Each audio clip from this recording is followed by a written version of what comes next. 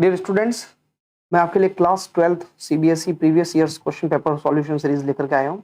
इसमें हम previous year के क्वेश्चन पेपर्स को सॉल्व करेंगे सीबीएसई के। तो ईयर वाइज तो हम सॉल्व करेंगे इन क्वेश्चन पेपर्स को बच्चों, लेकिन मैंने इसको आपके लिए चैप्टर वाइज डिवाइड कर लिया है क्वेश्चन पेपर्स को, तो हम इनको year wise and chapter wise जो है सॉल्व करेंगे। वैसे अगर आपको ईयर वाइज फुल सॉल्यूशन देखना है पेपर का तो वो भी मेरे चैनल पर अवेलेबल होगा, उसको भी आप देख सकते हैं। लेकिन बच्चे क्या करते हैं, पूरा क्वेश्चन पेपर ईयर के लास्ट में ही उसको देख पाते हैं, तो इसलिए मैंने इनको क्या किया, चैप्टर वाइज डिवाइड कर लिया है क्वेश्चन पेपर के सॉल्यूशंस को। तो बच्चों जैसे जैसे आपके एक एक चैप्टर कंप्लीट होते हैं तो आप प्रीवियस ईयर के क्वेश्चंस को चैप्टर वाइज देख सकते हैं। तो अपन टाइम खराब नहीं करते हैं बच्चों, क्वेश्चन पेपर का सॉल्यूशन स्टार्ट करते हैं। अभी मेरे पास जो बच्चों ये जो क्वेश्चन पेपर अवेलेबल है, ये 2000 सेशन 2023 का सीबीएसई का क्वेश्चन पेपर अवेलेबल है। इसके डिफरेंट सेट्स मेरे पास अवेलेबल है, और ये जो अभी जो आपके सामने जो सेट है बच्चों, ये 5-5-2-2 सेट है ना। ऐसे अलग अलग सेट्स होते हैं, मैं कुछ सेट्स आपके लिए लेकर के आया हूँ। तो अपन टाइम का वेस्टेज नहीं करते हैं बच्चों, और क्वेश्चन पेपर के सॉल्यूशन करते हैं। और ये जो क्वेश्चन पेपर अपन सॉल्व कर रहे हैं सीबीएसई का, ये electrostatics first and second chapter जो है उनका सॉल्यूशन कर रहे हैं अपन। Chapter number 1 electric field and charges है, और चैप्टर नंबर 2 जो है इलेक्ट्रिक पोटेंशियल एंड कैपेसिटर है। इस चैप्टर के 2023 के अपन प्रीवियस ईयर के क्वेश्चंस को सॉल्व करेंगे। तो देख लेते हैं कौन कौन से क्वेश्चन है।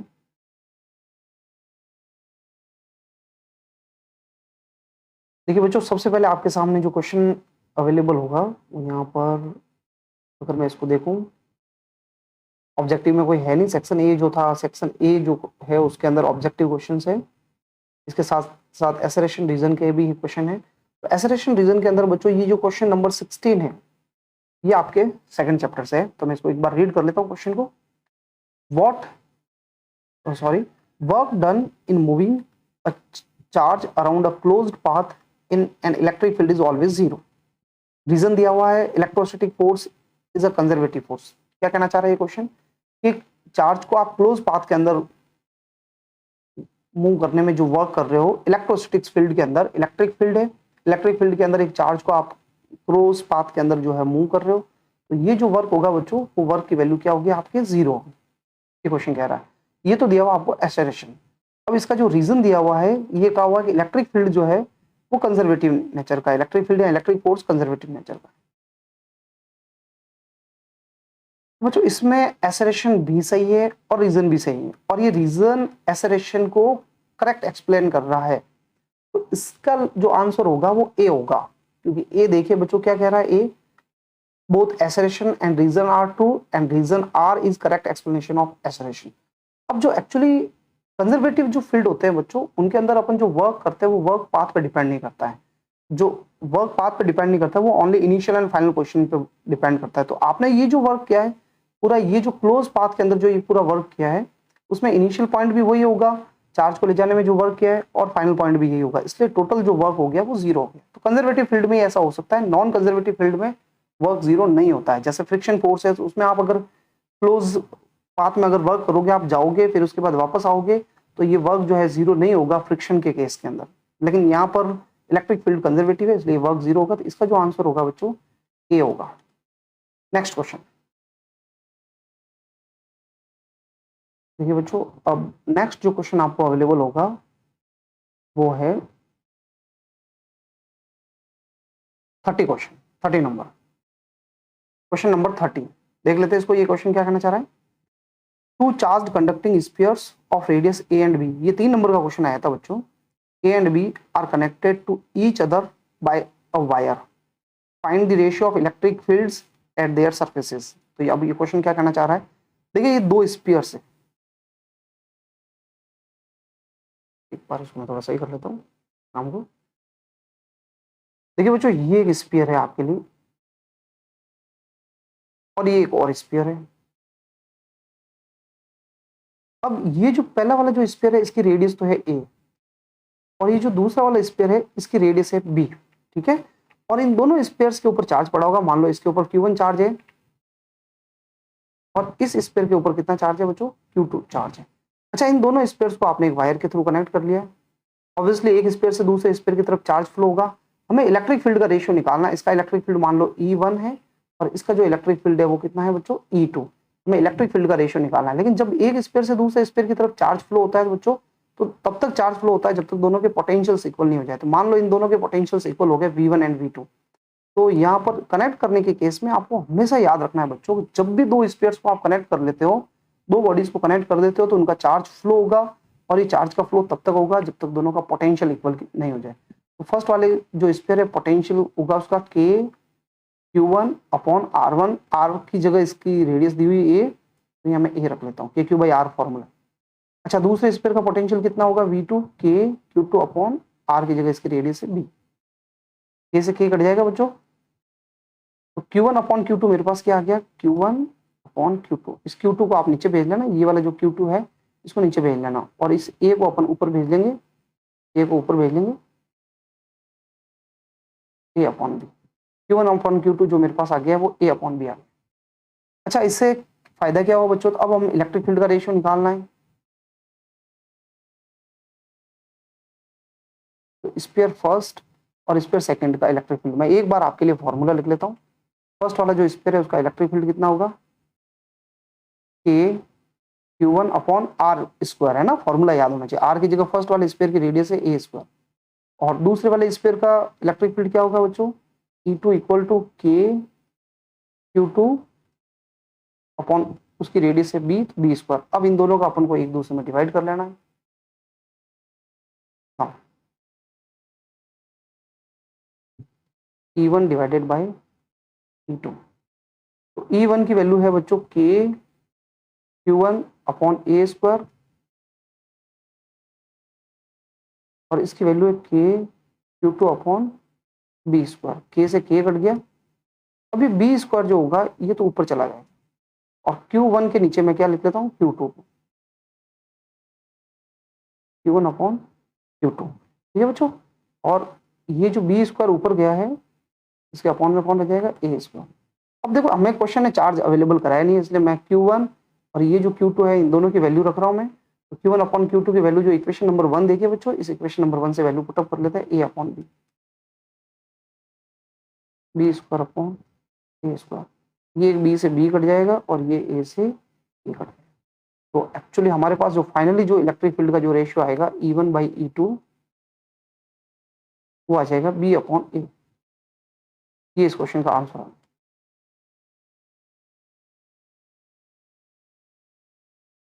अब बच्चों देखिए 3 नंबर का क्वेश्चन था, 3 मार्क्स का क्वेश्चन था, और बहुत इजी था। इसके और के अंदर मतलब आपको सीबीएसई में करना कुछ नहीं, बेसिक से न्यूमेरिकल की प्रैक्टिस करनी है, आपको बहुत हाई फाई न्यूमेरिकल की प्रैक्टिस करने की जरूरत नहीं है। हाँ, ये बात है कि देखो सीबीएसई में अगर कोई बच्चा कहे मैं ओनली थ्योरी पढ़ करके चला जाऊँ नंबर ले आऊँ, नहीं, क्वेश्चन पेपर का कुछ स्टैंडर्ड होता है, उसका कुछ लेवल होता है। तो इसके लिए नो डाउट आपको ईयर पूरे साल भर जो है मेहनत करनी पड़ेगी बच्चों, और खाली नॉर्मल आप फॉर लास्ट टाइम में फॉर्मूला थ्योरी याद कर लो, डेरिवेशंस याद कर लो, तो आपका काम नहीं हो पाएगा, है ना। तो अब नेक्स्ट बी वाला पार्ट है, उसको अपन देख लेते हैं कि बी पार्ट, ये कैपेसिटर पे बेस्ड है। इस क्वेश्चन को मैं रीड कर लेता हूँ। A parallel plate capacitor A of capacitance C is charged by a battery to voltage V, the battery is disconnected and an uncharged capacitor B of capacitance 2C is connected across A. Find the ratio of final charges on A and B. और second part है total electrostatic energy stored in A and B finally and that stored in A initially. अब मैं explain कर लेता हूँ ये question क्या कहना चाह रहा है, देखिए इसको यहाँ सॉल्व कर लेते हैं। यहाँ पर सॉल्व करते हैं, ये जो इसका जो और वाला पार्ट है उसको मैं सॉल्व कर रहा हूँ, ठीक है बच्चों। तो एक्चुअली देखिए फर्स्ट पार्ट सॉल्व करें, या फर्स्ट पार्ट सॉल्व करें उससे पहले मैं एक बार इसकी मैपिंग कर लेता हूँ क्वेश्चन की। क्या कहना चाह रहा है ये कहना चाह रहा है आपके पास सबसे पहले केस फर्स्ट है। केस फर्स्ट में आपके पास इनिशियली जो है, इनिशियली ये आपके पास एक कैपेसिटर, इस कैपेसिटर का नाम ए है और इसकी कैपेसिटेंस है सी, और इसको आपने वी वोल्टेज तक चार्ज किया एक बैटरी से, ठीक है।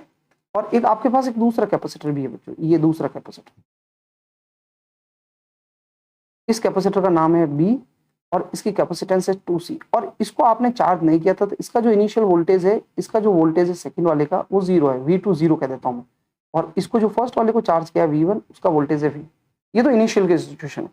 अब आपने क्या किया, इन दोनों कैपेसिटर्स को कनेक्ट किया। तो बच्चों देखो, जब चार्ज्ड कंडक्टर हो या कैपेसिटर्स, जब उनको कनेक्ट करते हैं अपन, तो एक कैपेसिटर से चार्ज दूसरे कैपेसिटर की तरफ फ्लो होगा। अच्छा, जो फर्स्ट कैपेसिटर है उसको आपने चार्ज किया था ए को, उसके बाद बैटरी को हटा दिया था, है ना। तो ये जो फर्स्ट कैपेसिटर, इसको आपने कनेक्ट किया दूसरे अनचार्ज कैपेसिटर के साथ। ये कैपेसिटर ए है और ये कैपेसिटर कौन सा है बच्चों, बी। इसकी कैपेसिटेंस सी है और इसकी कैपेसिटेंस कितनी है, 2C। इसका इनिशियल में वोल्टेज जो था वो V1 था, V1 की वैल्यू V थी और इसका जो वोल्टेज था 0 था। अब दोनों का कॉमन वोल्टेज कितना होगा, कॉमन वोल्टेज मैं कहता हूँ V डैश। अब ये V डैश की वैल्यू हमें फाइंड आउट करनी पड़ेगी, दोनों का कॉमन वोल्टेज। तो जब भी आप दो जनों को कनेक्ट कर लेते हो तो जो कॉमन वोल्टेज होगा, कॉमन पोटेंशियल,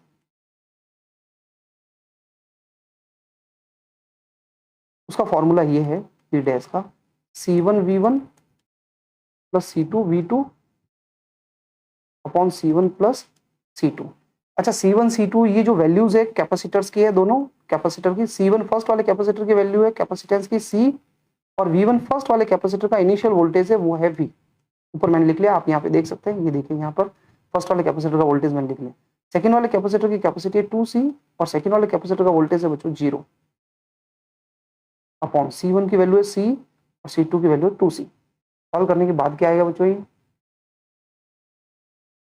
ये C V हो जाएगा, वो तो 0 हो गया, और ये 3C, इसे C कट गया। तो ये जो कॉमन पोटेंशियल आया है V/3, यानी इस फर्स्ट वाले कैपेसिटर का वोल्टेज भी V/3 हो जाएगा इनिशियल का, और ये भी V/3 हो गया। अब इस क्वेश्चन ने क्या क्या चीजें पूछी थी वो निकाल लेता हूँ।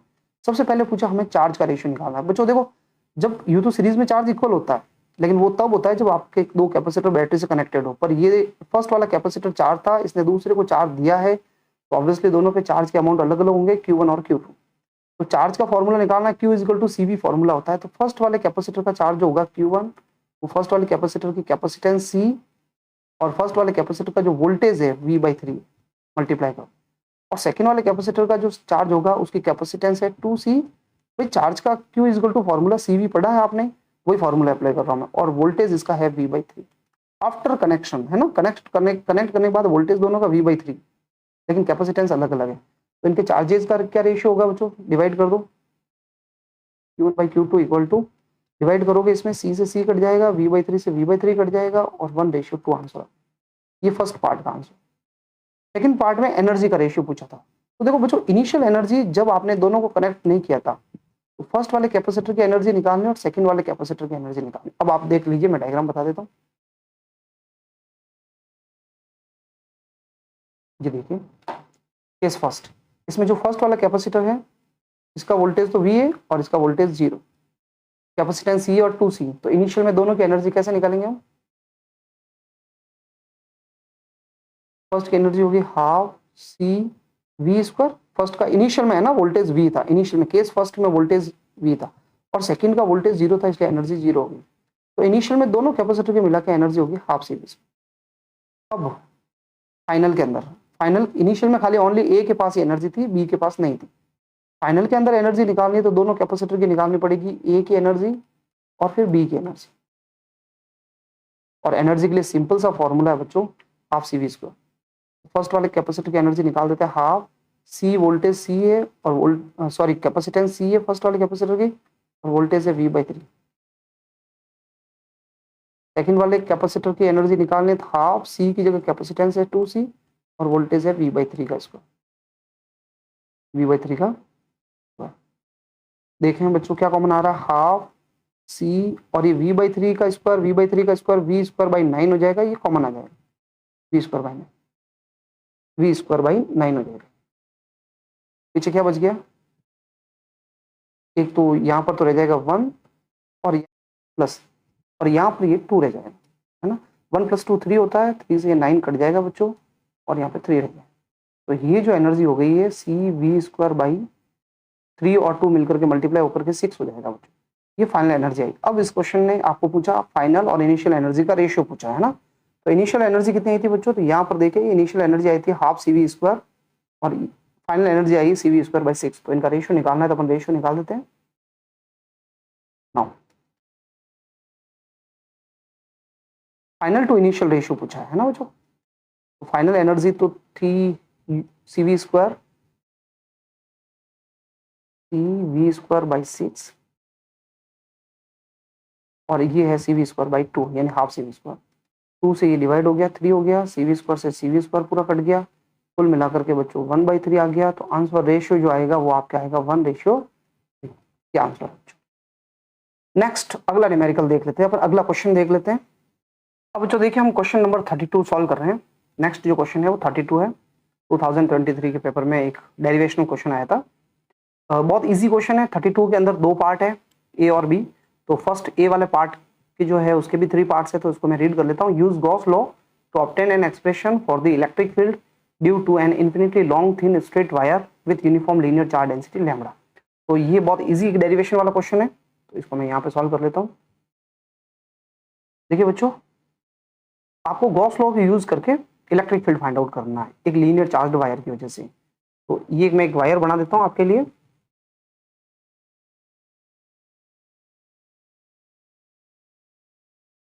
ये देखिए एक वायर है और इसके ऊपर पॉजिटिव चार्ज पड़ा हुआ है, इन्फाइनेटली लॉन्ग है, बहुत लंबा चल रहा है।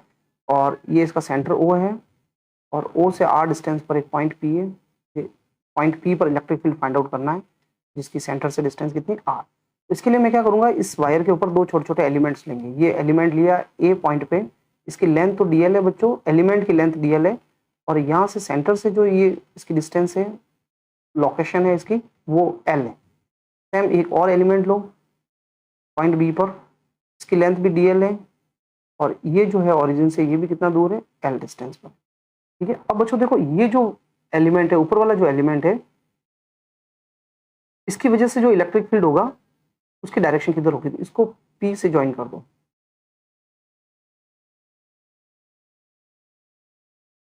मैं ज्वाइन कर देता हूँ। ठीक है। और ये इलेक्ट्रिक फील्ड जो होगा इसकी डायरेक्शन इधर होगी और इसको मैं नाम देता हूँ डी ई वेक्टर। ऐसे कैसे, ये जो दूसरा वाला जो एलिमेंट है, बी वाला एलिमेंट, बी वाला जो एलिमेंट होगा बच्चों, इसकी डायरेक्शन किधर होगी, तो बी वाले को भी ज्वाइन कर लेते हैं अपन। इसकी डायरेक्शन इधर होगी और इसके जो इलेक्ट्रिक फील्ड है उसको भी अपन क्या नाम देते हैं, डी वेक्टर। और ये एंगल थीटा है और ये भी एंगल कितना है, थीटा। अब मैं क्या कर देता हूँ, ये जो एलिमेंट्स डी है इनको कंपोनेंट्स में रिजॉल्व करते हैं। ये भी एंगल थीटा होगा बच्चों और ये भी एंगल कितना होगा, थीटा। तो डी का इधर वाला जो कंपोनेंट आएगा, फर्स्ट वाला जो ये डी है, डी कॉस थीटा इधर आएगा और एक कंपोनेंट इधर ऊपर की तरफ आएगा, डी साइन थीटा। ऐसे कैसे, ये जो नीचे वाला डी है उसका एक कंपोनेंट इधर आएगा, उसका नाम होगा डी ई कॉस थीटा और एक कंपोनेंट नीचे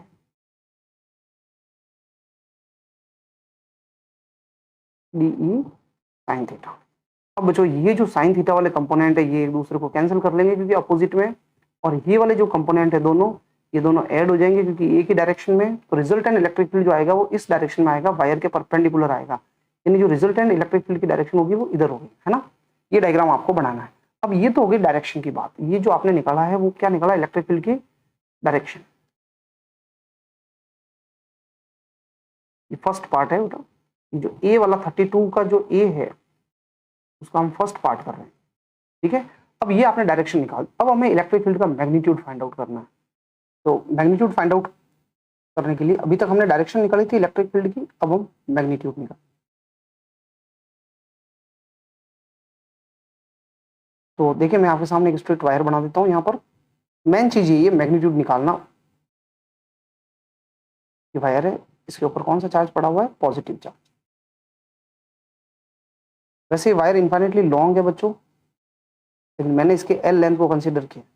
अब मैं इसके चारों ओर एक सिलेंड्रिकल पार्ट बना देता हूँ, क्लोज सरफेस बना देता हूँ, गॉसियन सरफेस।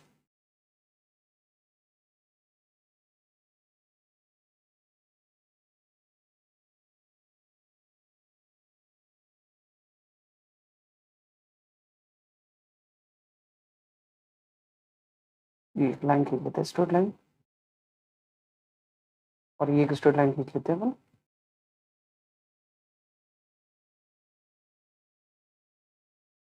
ये बच्चों मैंने सिलेंडर बना दिया। ये जो सिलेंडर है इसकी जो लेंथ है यहाँ से यहाँ तक वो है एल,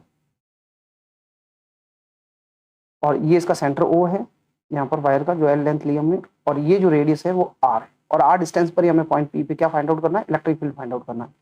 तो हम क्या करेंगे, हम कुछ एलिमेंट्स लेंगे। सबसे पहले मैं यहाँ पर एक एलिमेंट लूंगा और इस एरिया एलिमेंट की डायरेक्शन जो होगी वो इधर की तरफ होगी, इसको मैं नाम देता हूँ D S one.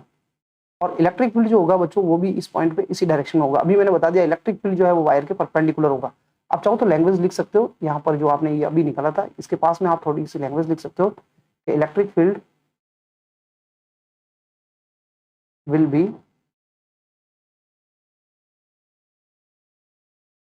Perpendicular to the length of wire, है ना, ज्यादा बाकी कोई एक्सप्लेनेशन लिखने की जरूरत नहीं। अब हम क्या करेंगे, यहाँ पर एरिया एलिमेंट लेंगे। कर्व सिलेंडर के अंदर 3 फेसेस होते हैं, तो अब मैं यहाँ पर एक कर्व सरफेस पे लूंगा एरिया, इसकी डायरेक्शन किधर होगी, ऊपर की तरफ। इसको मैं नाम देता हूँ ds2 वेक्टर। और इस पॉइंट पे इलेक्ट्रिक फील्ड तो अभी भी इधर ही होगा, ई वेक्टर। यहाँ पे थीटा कितना है दोनों के बीच में, ई और ds2 में 90 डिग्री। और यहाँ पर थीटा कितना है 0 डिग्री। दोनों ई और ds जो है ds1 दोनों ई के डायरेक्शन में। यहाँ पर भी एक एरिया एलिमेंट लेंगे, इसकी डायरेक्शन कहाँ होगी बच्चों, नीचे की तरफ, ds3। और इलेक्ट्रिक फील्ड जो है वो अभी भी इधर ही होगा, ई वेक्टर। तो यहाँ पर जो है एंगल कितना बन रहा है, 90 डिग्री। अब गॉस थ्योरम क्या है बच्चों, यहाँ पर सॉल्व कर लेता हूँ। अकॉर्डिंग टू गॉस थ्योरम,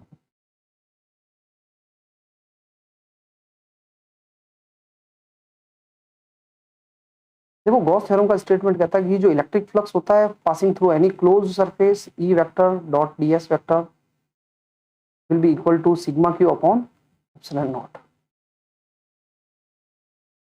इसको इक्वेशन नंबर 1 देता हूं। अब ये जो बच्चों पूरा क्लोज सरफेस है, ये सिलेंडर के अंदर 3 सरफेसेस है, 3 पार्ट्स में तोड़ देता हूं मैं इसको। ई vector dot ds1 vector, 3 open surfaces में तोड़ देते हैं, ई वेक्टर डॉट ds2 वेक्टर और ई डॉट ds3। और सामने आपके क्या पड़ा है, sigma Q upon epsilon not. ये कौन सा ds1 कहां पर है, ये कर्व सरफेस पे, कर्व सरफेस। ये ds2 वाला कहां है, अपर फेस, अपर सर्कुलर फेस। और ये कहां पर है, लोअर फेस। जो फर्स्ट वाला फेस है, ये जो कर्व सरफेस है, इसके लिए थीटा 0 डिग्री, क्योंकि ई और ds1 दोनों पैरेलल है। इसके लिए थीटा क्या होगा, 90 डिग्री। और इसके लिए भी थीटा कितना है, 90 डिग्री। आप डायग्राम में देख सकते हैं यहाँ पर 90 है ds2 के लिए, और ds3 के लिए भी यहाँ पर 90। तो बच्चों हम डॉट प्रोडक्ट हटाएंगे और वेक्टर्स भी हटाएंगे, तो ऑब्वियसली आपको पता है डॉट प्रोडक्ट के अंदर कॉस थीटा आता है। तो ई ds1 कॉस यहाँ पर आएगा 0, और इसमें क्या आएगा, ई ds2 कॉस 90, और इसमें क्या आएगा, ई ds3 कॉस 90। और सामने आपके sigma Q upon epsilon not पड़ा है। अब क्या होगा, ई ds1 कॉस 0 तो 1 हो जाएगा, ये कॉस 0 1 हो गया, प्लस कॉस 90 0 होता है, इसलिए ये 0 हो जाएगा। और ये जो कॉस 90 है ये भी क्या होता है, 0, ये भी हट जाएगा। सामने sigma Q upon epsilon naught आ गया। ई इंटीग्रेशन से बाहर आ जाएगा बच्चों, और ds1 लगेगा। और ये ds1 कौन सी सरफेस पे है, कर्व सरफेस पे। सामने sigma Q upon epsilon not पड़ा है। ई और ds1 का इंटीग्रेशन बच्चों, देखो ds1 कर्व सरफेस है, ये जो दिख रहा है आपको, ये वाला जो ये कर्व सरफेस, ये पूरा यहाँ से यहाँ तक, ये जो पूरा कर्व एरिया। और सिलेंडर का कर्व एरिया होता है 2 पाई आर एच। तो ये 2 पाई आर और एच की जगह लेंथ मैंने एल ली। ds1 का, ये ds1 जो है ना, इसका इंटीग्रेशन होगा। सिग्मा क्यू क्या होगा, तो देखो बच्चों, ये वायर की ये जो आपने लेंथ एल ली है, इस एल लेंथ इस पूरे वायर सिलेंडर के अंदर यहाँ से यहाँ तक जो कितना चार्ज एनक्लोज है, ये है सिग्मा क्यू। तो आपको ये चार्ज निकालना है, तो इसकी डेंसिटी वायर की है लैम्बडा। यहाँ पर ये वायर की डेंसिटी जो है, लीनियर चार्ज डेंसिटी कितनी है, लैम्बडा। तो लैम्बडा और एल को मल्टीप्लाई कर दीजिए, तो आपको इसके अंदर एनक्लोज्ड चार्ज आ जाएगा, lambda into L on epsilon not. या एल से एल कैंसिल आउट हो जाएगा। सिग्मा क्यू की वैल्यू बच्चों मैंने क्या रखी है, साइड में बता देता हूँ। मैंने सिग्मा क्यू की जगह रखा है लैम्बडा इंटू एल। और टोटल चार्ज निकालना, अगर लीनियर डेंसिटी दी जाए तो उसको लैम्बडा से एल से मल्टीप्लाई कर लेना, बस कुछ नहीं करना। तो ई की वैल्यू आपके पास क्या आ जाएगी, लैम्बडा है ही है, इसको नीचे पे दीजिए 2 पाई, ये आर यहाँ लिख लेता हूँ मैं, और एप्सिलॉन नॉट। ये आंसर आ गया। तो थोड़ा और मॉडिफाई करने के लिए बच्चों मैं क्या कर रहा हूँ, ऊपर नीचे 2 से मल्टीप्लाई कर लेता हूँ।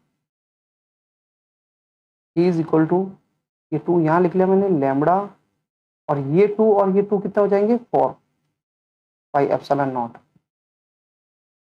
Into R. और बच्चों 1/4 पाई एप्सिलॉन नॉट जो है इसको अपन के कांस्टेंट लिखते हैं। फाइनली हमारे पास जो इलेक्ट्रिक फील्ड का फॉर्मूला आ जाएगा वो 2k lambda upon are.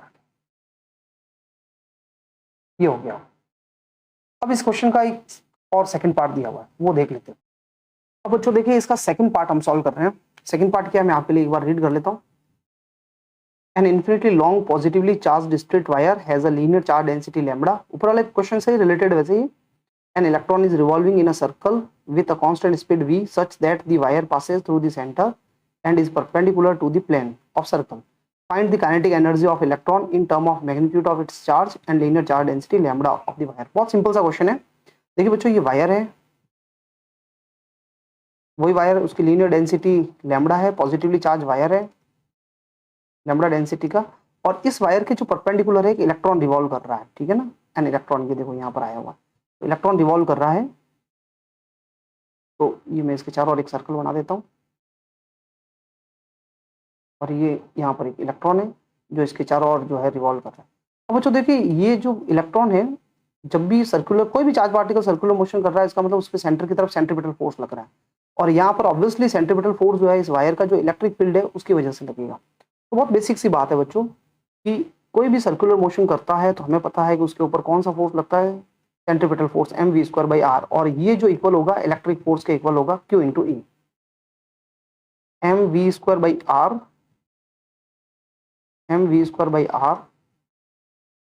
Equal to Q, तो इलेक्ट्रॉन का चार्ज E होता है, E इलेक्ट्रिक फील्ड है इस वायर का। और ये अभी हमने जस्ट डेराइव किया है कि वायर का इलेक्ट्रिक फील्ड होता है 2k लैम्बडा अपॉन r। अभी जस्ट डेराइव किया है, यहाँ r से r कट जाएगा बच्चों।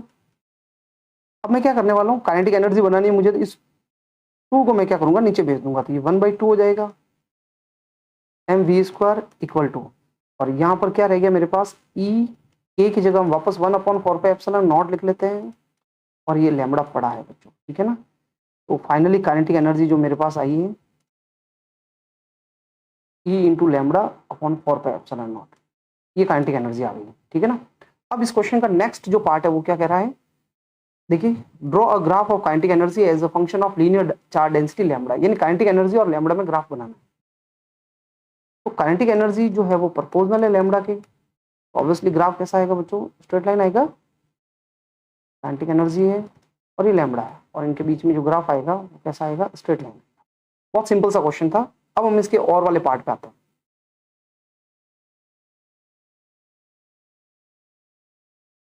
देखिए बच्चों इस क्वेश्चन जो अभी हमने किया 32, इसका और वाला पार्ट देख लेते हैं। बी वाला जो पार्ट है वो क्या कहना चाह रहा है ये question, consider 2 identical point charges located at points 0, 0 and A0। Okay, दो चार्ज पड़े हैं, एक तो 0, 0 पे पड़े हैं और आइडेंटिकल है, दोनों चार्जेस कैसे हैं, आइडेंटिकल, और एक पड़ा है A0 पे। Is there a point on the line joining them at which the electric field is 0, first part. तो मैं यहाँ कर लेता हूँ, ये जो बी है देखिए ये वाई एक्सिस है, ये एक्स एक्सिस है। ये पहला वाला पॉइंट जो है इसको मैं ए नाम देता हूँ, ओरिजिन है वैसे। इस ए पॉइंट के कोऑर्डिनेट 0, 0, ठीक है। आप चाहो तो इसको ओ नाम देते हो। इस पे एक चार्ज पड़ा हुआ है क्यू चार्ज, और एक जो क्यू चार्ज पड़ा हुआ है वो इस पॉइंट बी पे पड़ा है जिसके कोऑर्डिनेट है A0। यानी इन दोनों के बीच में कितनी डिस्टेंस हो गई बच्चों, यहाँ से यहाँ तक ए हो गई, ठीक है। अब ये कह रहा है कि इनके बीच में ए और बी के बीच में एक ऐसा पॉइंट है जहाँ इलेक्ट्रिक फील्ड 0 होगा। यस, ये मिड पॉइंट, ये जो मिड पॉइंट है इसको मैं ओ नाम देता हूँ। यहाँ पे इलेक्ट्रिक फील्ड 0 होगा। अगर ये दोनों चार्जेस पॉजिटिव है, आप चाहो तो दोनों को नेगेटिव भी ले सकते हो, क्वेश्चन ने कंप्लीट इन्फॉर्मेशन नहीं दी है लेकिन लेना आइडेंटिकल।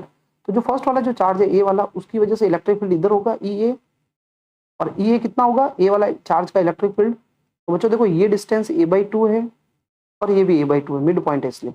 तो इसका फर्स्ट वाले चार्ज का इलेक्ट्रिक फील्ड होगा KQ/A/2 का whole square.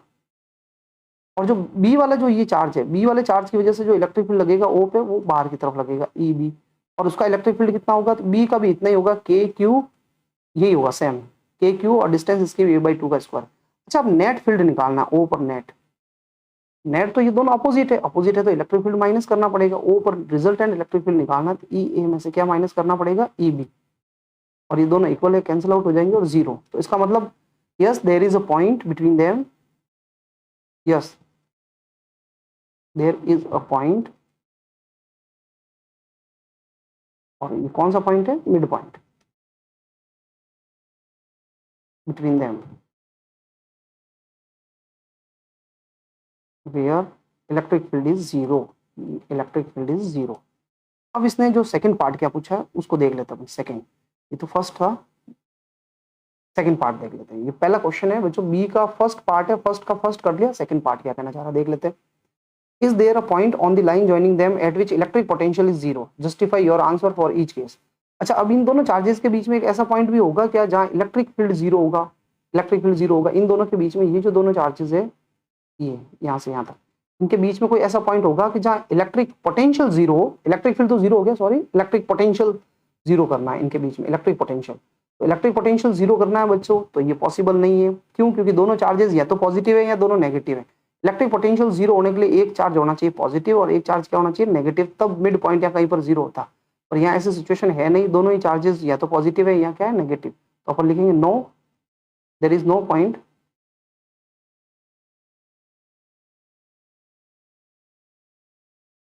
between them where electric potential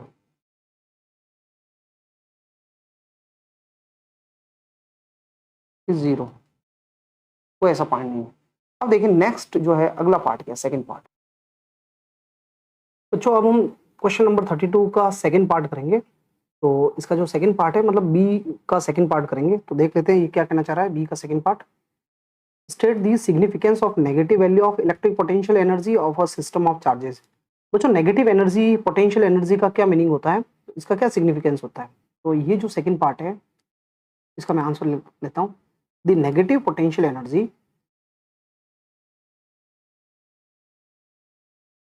potential energy of system shows the attraction between the charges, between the charges। क्या मतलब हुआ, इन अदर वर्ड्स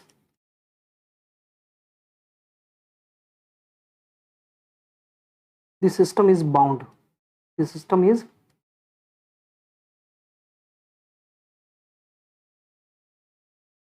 बाउंड होता है। जब सिस्टम अट्रैक्टिव होता है, बाउंड होता है, एक पॉजिटिव चार्ज और एक नेगेटिव चार्ज है। जैसे ये पॉजिटिव चार्ज है और ये नेगेटिव चार्ज है, ऑब्वियसली इस सिस्टम की पोटेंशियल एनर्जी जो होगी वो नेगेटिव होगी। और नेगेटिव पोटेंशियल एनर्जी बताती है कि सिस्टम एक दूसरे को अट्रैक्ट कर रहा है, बाउंड है आपस में, ये दोनों चार्ज एक दूसरे से बंधे हुए है ना।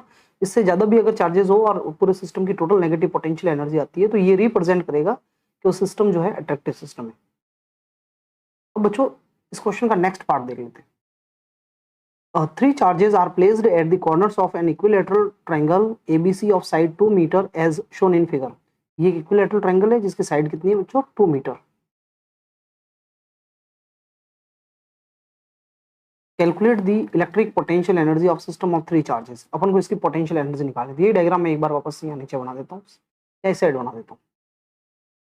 देखिए बच्चों ये ट्रायंगल है, ट्रायंगल ड्रॉ कर लेते हैं पहले।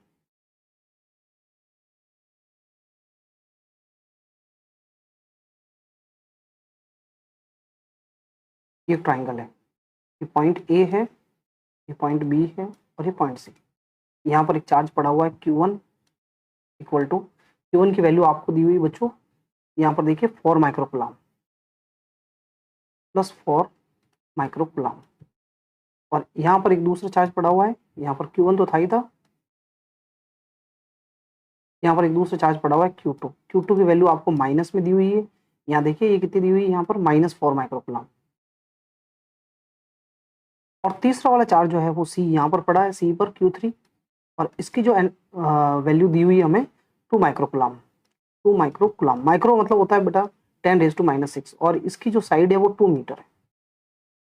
इक्विलैटरल ट्रायंगल है तो तीनों साइड्स इक्वल होगी, और ये जो साइड है आपके 2 मीटर। अब अपन को इस सिस्टम की पोटेंशियल एनर्जी फाइंड आउट करनी है। तो पोटेंशियल एनर्जी अगर आपको सिस्टम की फाइंड आउट करनी है टोटल यू, तो आपको दो चार्जेस के पेयर बनाने पड़ेंगे। पहले ए और बी के बीच में पोटेंशियल एनर्जी निकालेंगे हम, फिर बी और सी के बीच की पोटेंशियल एनर्जी निकालेंगे, और फिर आपको ए और सी के बीच की। तो दो चार्जेस के लिए पोटेंशियल एनर्जी का फॉर्मूला अप्लाई करते हैं। सिंपली आपको फॉर्मूला पता होना चाहिए बच्चों। ए और बी का चार्ज है Q1 Q2 अपॉन, इनके बीच की डिस्टेंस ले लेंगे अपन ये R।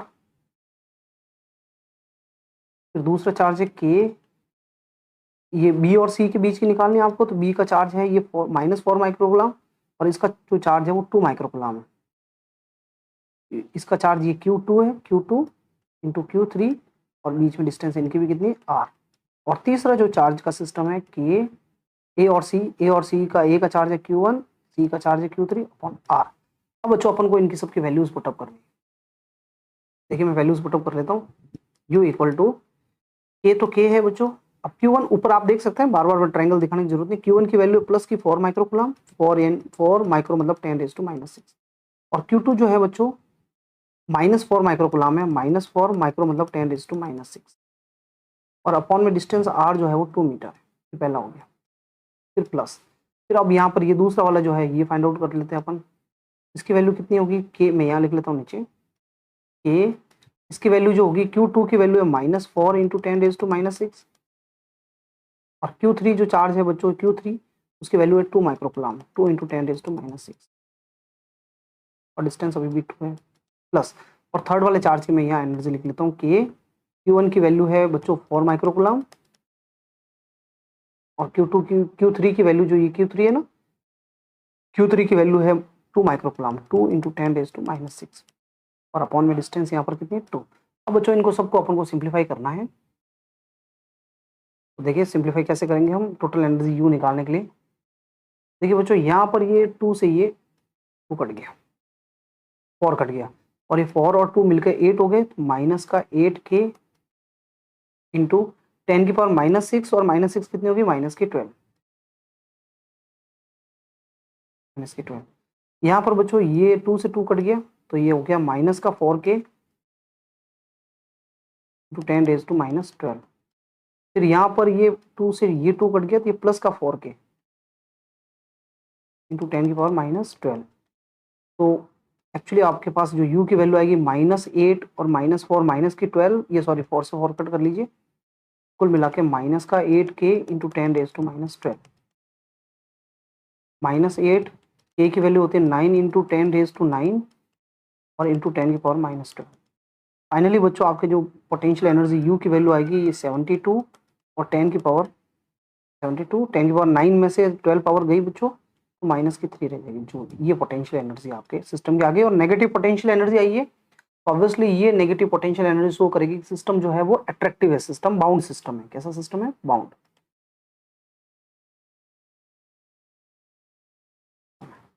2023 के जो ये वाला सेट मैंने आपको अभी बताया है, सेट नंबर 5522, इसके अंदर इतने ही क्वेश्चन थे इलेक्ट्रोस्टैटिक्स के।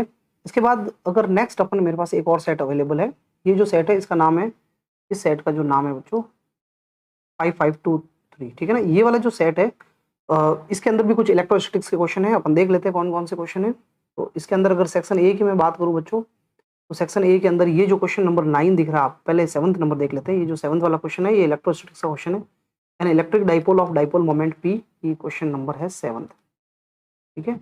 एक इलेक्ट्रिक डाइपोल है जिसका डाइपोल मोमेंट कितना दिया हुआ है 2 इंटू 10⁻⁸। तो डाइपोल मोमेंट को P से डिनोट करते हैं बच्चों, और ये दिया हुआ है 2 इंटू 10⁻8 कूलम इंटू मीटर, ठीक है। और दूसरा आप क्या कह रहा है, ये इन uniform electric field experiences maximum torque, torque दिया हुआ है 6 इंटू 10⁻, यहाँ देखो बच्चों -1 दिख रहा है, पर मेरे हिसाब से -1 नहीं, एक्चुअली -4 है ये पावर न्यूटन इंटू मीटर, क्योंकि कैलकुलेशन से आंसर मेरे ख्याल से -1 से नहीं आ रहा है।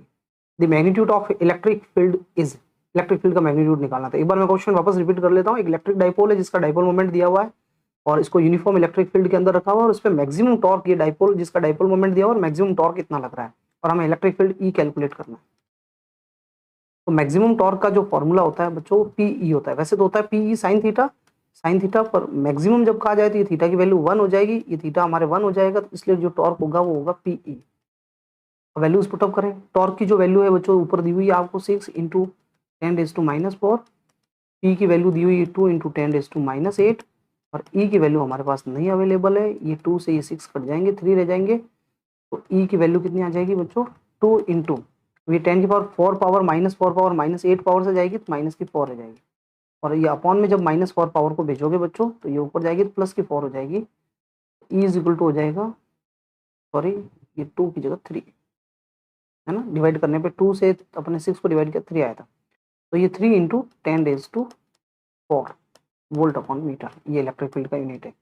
तो यहाँ पर कौन सा ऑप्शन सही होगा बच्चों? अगर आप नजर डालें, थर्ड वाला जो सी वाला जो ऑप्शन है वो सही है। तो इसका जो आंसर होगा,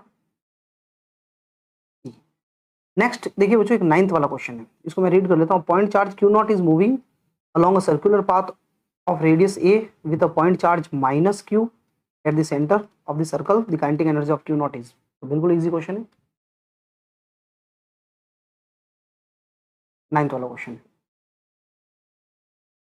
ये क्वेश्चन क्या कहना चाह रहा है? एक सर्कल बना देता हूँ, ये सर्कल है, इस सर्कल के सेंटर पे एक चार्ज पड़ा हुआ है माइनस, और ये जो माइनस क्यू जो चार्ज पड़ा है ये सेंटर पे पड़ा है, और एक चार्ज सर्कुलर पाथ में घूम रहा है जिसका नाम है क्यू नॉट।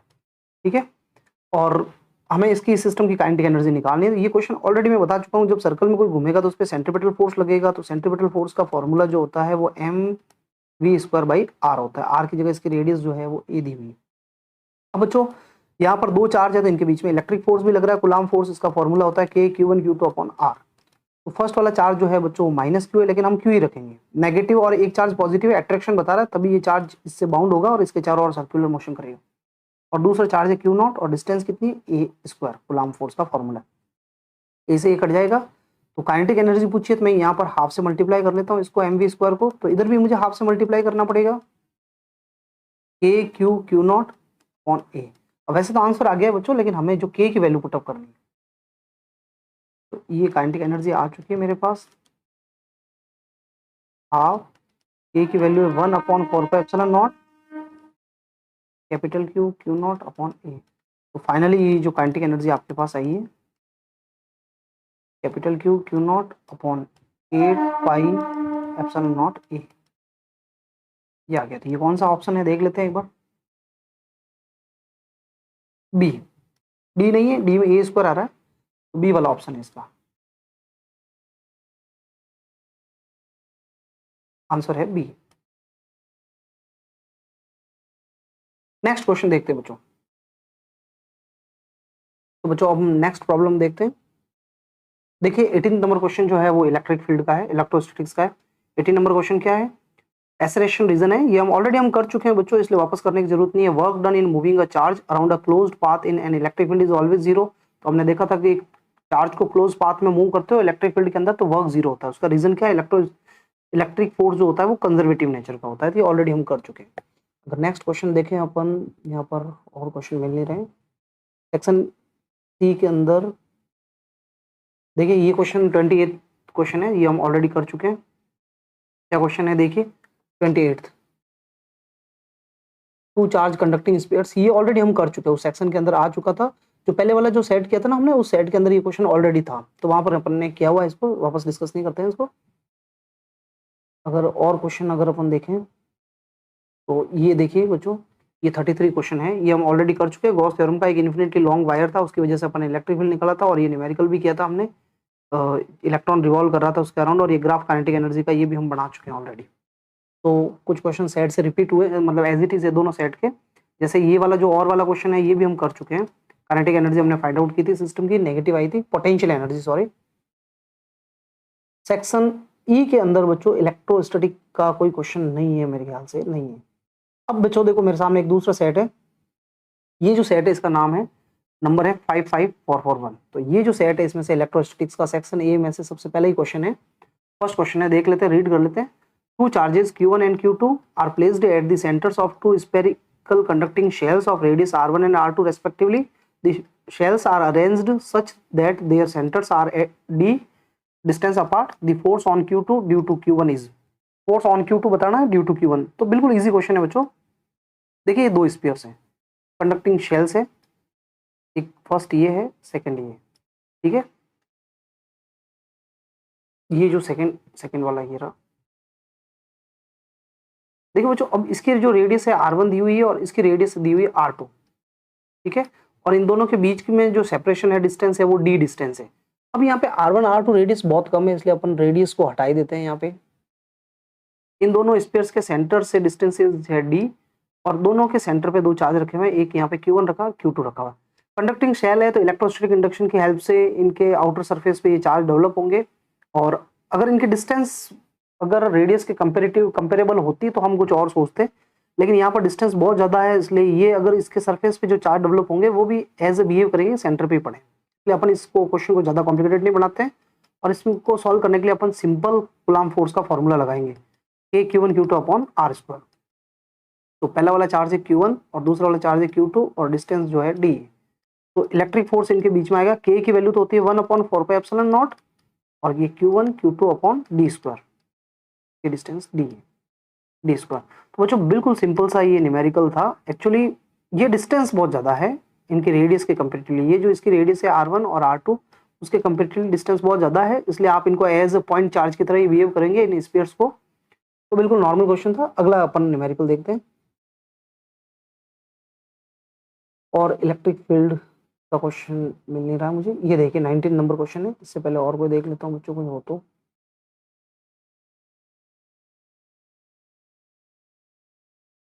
देखिए 19th नंबर क्वेश्चन पे आते हैं अपन। एक्सेलरेशन रीजन में भी कोई क्वेश्चन नहीं है, इलेक्ट्रिक फील्ड एंड चार्जेस का। 19th नंबर क्वेश्चन मैं रीड कर लेता हूँ इस क्वेश्चन को। Two identical dipoles are arranged in XY plane as shown in figure, find the magnitude and direction of net electric field at the origin. तो ये भी कोई ज़्यादा हार्ड क्वेश्चन नहीं है। देखिए एक लाइन है, एक लाइन और लेते हैं अपन।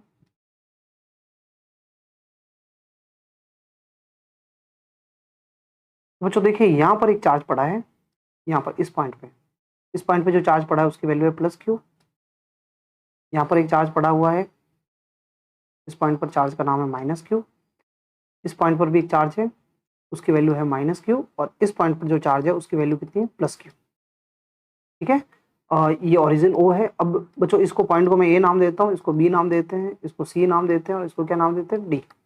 और ये डिस्टेंस भी A है, ये भी A है, ये भी A है और ये भी कितनी है A।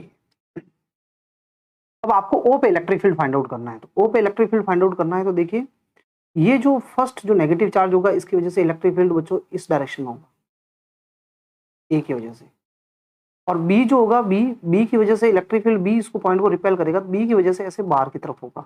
तो कुल मिला के A और B का इलेक्ट्रिक फील्ड A की तरफ होगा। तो A का इलेक्ट्रिक फील्ड कितना होगा बच्चों K, अभी चार्ज नेगेटिव है लेकिन आपको माइनस नहीं रखना है फॉर्मूले में, KQ अपॉन डिस्टेंस कितनी A स्क्वायर, और जितना A का होगा उतना ही B का इलेक्ट्रिक फील्ड होगा। तो रिजल्टेंट बताना है net of A and B, A और B का बच्चों रिजल्टेंट क्या होगा A और B का, तो दोनों एक ही डायरेक्शन में A और B का, तो इसलिए ऐड हो जाएंगे। ऐड कर दो EA प्लस EB और ये दोनों सेम है तो ऐड हो जाएंगे। दोनों की वैल्यू अगर आप ऊपर से यहाँ से ये वैल्यू पुटअप करेंगे तो ऐड होकर के 2KQ अपॉन A स्क्वायर। अब बात करते हैं बच्चों, देखो ये जो D वाला जो है उसका इलेक्ट्रिक फील्ड नीचे की तरफ होगा, सॉरी जो D वाला जो होगा इसका इलेक्ट्रिक फील्ड नीचे की तरफ होगा ED, और C जो है इसको रिपेल करेगा इस पॉइंट को, तो C का इधर की तरफ होगा और दोनों जो है इक्वल होंगे। तो अगेन इसको इक्वेशन नंबर 1 दे देते हैं पहले, और C और A जो है उनकी डिस्टेंसेस भी इक्वल यही है, C और D का इलेक्ट्रिक फील्ड भी इक्वली होगा। और कितना होगा बच्चों KQ अपॉन डिस्टेंस A है तो A स्क्वायर। अब इनका जो रिजल्टेंट है net of C and D, तो ये दोनों A के डायरेक्शन में तो ऐड हो जाएंगे CD 2KQ upon A square, और इसको अपन इक्वेशन नंबर क्या देते हैं 2 दे देते हैं इसको। अब बच्चों देखो ये जो AB और CD इसका रिजल्टेंट निकालना है। अब आप देख सकते हैं यहाँ पर देख सकते हैं इन दोनों का जो एंगल है, इन दोनों का जो रिजल्टेंट होगा, इन दोनों का रिजल्टेंट अगर पैरेललोग्राम बनाएंगे तो इधर आएगा बीच में, और दोनों का जो बीच की जो डायरेक्शन होगी यहाँ पे EAB इधर है और ECD नीचे की तरफ है, तो इन दोनों में 90 डिग्री है। तो इनका रिजल्टेंट अपन कैसे निकालेंगे, इनका रिजल्टेंट फाइंड आउट करेंगे। रिजल्टेंट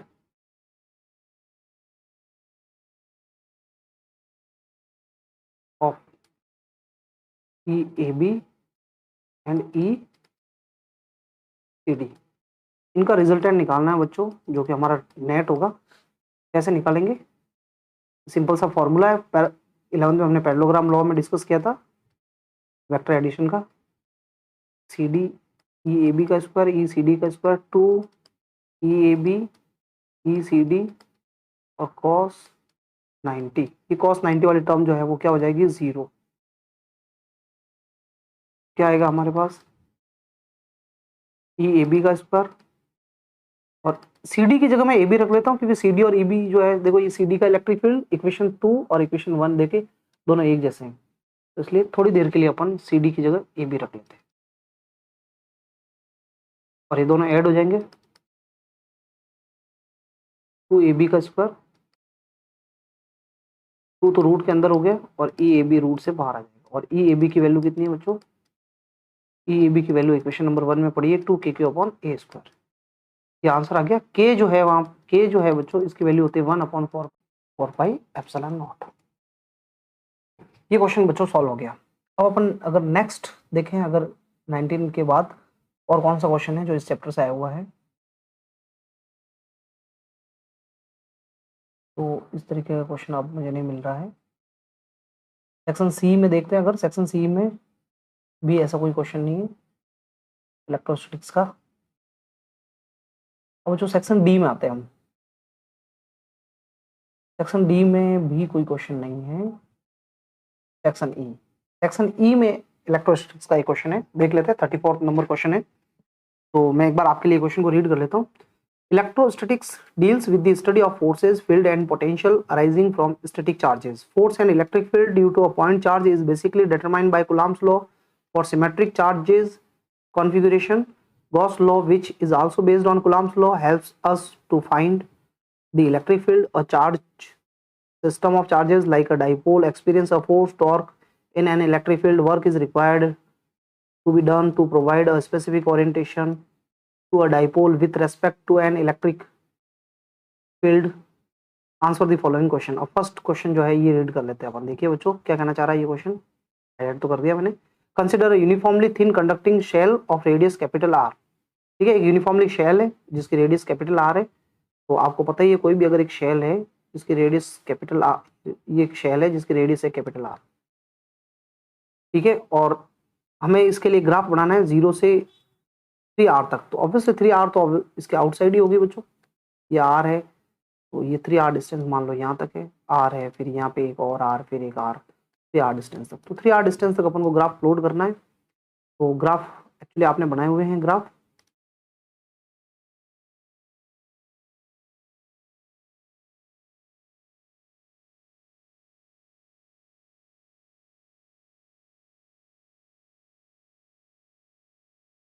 ये मैं इधर तो ले लेता हूँ इलेक्ट्रिक फील्ड E, और इधर ले लेते हैं अपन स्मॉल r डिस्टेंस।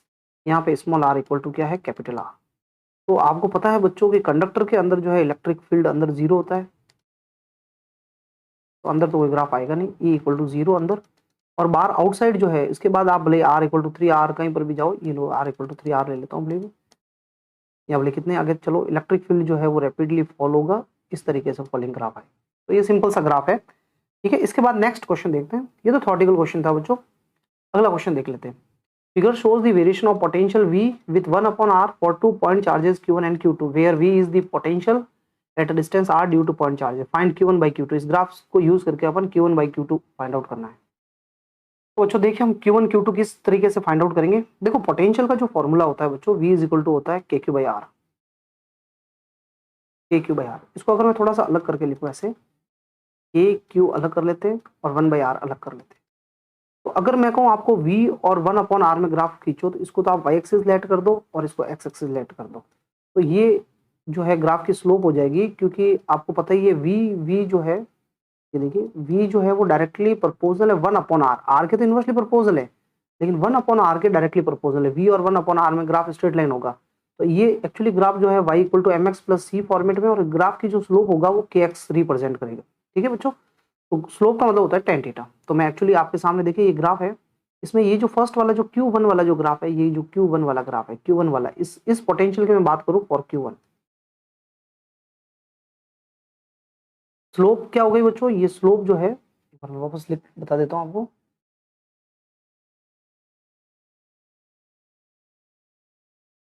ये जो स्लोप है बच्चों, स्लोप मतलब होता है tan थीटा, tan थीटा होता है, और इसकी वैल्यू अपन यहाँ से देख सकते हैं के क्यू होगी, क्या होगी के क्यू। अब यहाँ पर क्यू की वैल्यू जो है अलग अलग है दो चार्जेस के लिए, तो पहले अपन बात करते हैं फॉर Q1। अगर मैं Q1 की बात करूँ तो इसकी स्लोप जो होगी tan थीटा, थीटा कितना है देखिए Q1 के लिए आपको यहाँ पे थीटा दिख रहा है बच्चों, यहाँ पे 60 डिग्री, तो यहाँ पे tan 60 इक्वल टू के Q1 आ गया। ये फर्स्ट वाले चार्ज के लिए आ गया। अब सेकेंड वाले चार्ज के लिए मैं बात करूँ फॉर Q2, तो tan इसका एंगल कितना है सेकेंड का 30 डिग्री, इसका एंगल है 30 डिग्री, tan 30 इक्वल टू के Q2। ये इक्वेशन नंबर हो गया 2। अब अपन डिवाइड कर लेते हैं दोनों का, tan 60 और tan 30। जब आप डिवाइड करोगे तो k से k कट जाएगा, क्योंकि हमें Q1 बाई Q2 निकालना है, इसलिए डिवाइड तो करना पड़ेगा। ये Q1 है और ये Q2, तो Q1 बाई Q2 का रेशियो tan 60 अपॉन tan 30 होगा। अब tan 60 और tan 30 की वैल्यू आपको बच्चों पता होनी चाहिए।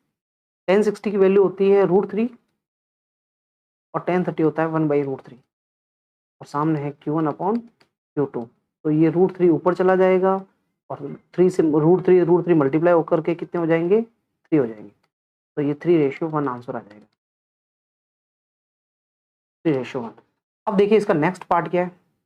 ये केस बेस्ड क्वेश्चन है, पर इसमें ऐसा कुछ लग नहीं रहा है केस बेस्ड। चलो बच्चों इसके ये दो ही पार्ट थे, एक थर्ड पार्ट और देखिए ये क्या है। Electric dipole of dipole moment, अच्छा डाइपोल मोमेंट आपको दिया हुआ है 6 × 10⁻⁷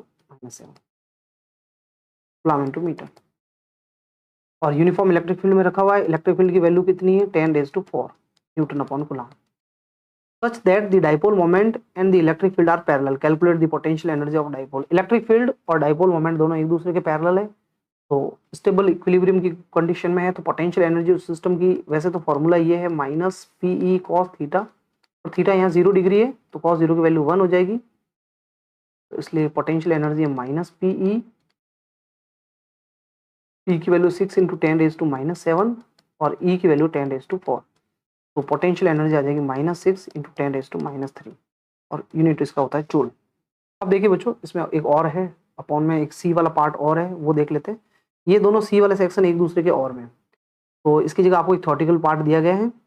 N electric dipole of dipole moment P is initially kept in uniform electric field E such that P is perpendicular to E। Initial में तो P परपेंडिकुलर है E के। Find the amount of work done in rotating the dipole to a position at which P becomes anti parallel to E। देखिए बिल्कुल easy numerical है ये भी, मैं यहाँ पे सॉल्व कर लेता हूँ। देखिए इनिशियल में डाइपोल फील्ड के परपेंडिकुलर पड़ा है, यानी ये इलेक्ट्रिक फील्ड है, डाइपोल को आपने ऐसे रखा, ये नेगेटिव चार्ज और ये पॉजिटिव चार्ज, यानी 90 डिग्री वाली सिचुएशन में पड़ा है डाइपोल, थीटा 90 वाला। अब इसको 90 से घुमा करके आपने इसको फील्ड के एंटी पैरेलल कर दिया। एंटी पैरेलल करने का मतलब है इसको डाइपोल को ऐसे कर दिया आपने, ये -q चार्ज इधर आ गया, ये +q चार्ज इधर आ गया, तो डाइपोल मोमेंट तो माइनस से प्लस होगा बच्चों। डाइपोल मोमेंट की डायरेक्शन माइनस से किधर होगी प्लस डाइपोल मोमेंट, और इलेक्ट्रिक फील्ड जो है वो इधर है, तो यहाँ थीटा कितना हो गया 180। यानी कहने का मतलब आप डाइपोल को 90 से 180 तक घुमाना है। टॉर्क का फॉर्मूला क्या होता है बच्चों PE sin थीटा, और वर्क जो होता है रोटेशनल मोशन में उसका फॉर्मूला होता है टॉर्क इंटू डी थीटा, और लिमिट कहाँ से कहाँ तक है 90 to 180, 90 to 180। अब बच्चों मैं यहाँ पर वैल्यू रख लेता हूँ, इधर कर लेता हूँ इसके ये part, W equal to 90 to 180 limit है, टॉर्क की वैल्यू है PE sin theta into d theta. PE बाहर आ जाएगा बच्चों इंटीग्रेशन से, और अंदर कौन रह जाएगा साइन थीटा। साइन थीटा का इंटीग्रेशन होता है -cos थीटा, और लिमिट है 90 to 180। ये माइनस बाहर आ जाएगा, PE अंदर cos थीटा रह गया। अब लिमिट पुटअप करें, थीटा की जगह 180 माइनस cos 90। cos 180 जो होता है बच्चों -1 होता है,